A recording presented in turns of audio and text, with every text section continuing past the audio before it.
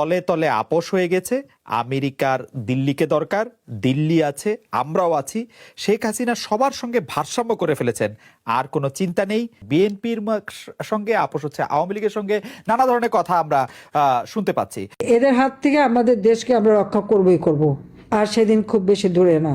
কাজে আপনারা সবাই ঐক্যবদ্ধ হন, মামলা হামলা দিয়ে সবাইকে ঘর ছাড়া বাড়ি ছাড়া, আর যারা একটু নেতৃত্বে ছিল তাদের উপর তো অত্যাচার চরম, তাই সেই কথা মাথায় রাখবেন।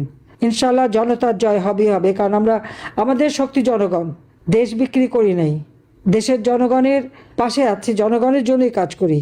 আমার আসার কোনো ইচ্ছা ছিল না, আমি জানতাম না যে আমাকে দেশ থেকে আসতে হচ্ছে। আমি বলি ঠিক আছে, আমি চলে যাব, আমি টুঙ্গিপাড়া যাব, কিন্তু জানি না এটা আমার ভাগ্য। তারপরেও বেঁচে আছি বলে তো আপনাদের সাথে কথা বলতে পারছি, খোঁজ নিতে পারছি। আর তাহলে 2007 সালে তো জোর করে দেশে ফিরেছিলাম, তারপরে তো কারাগারে বন্দি।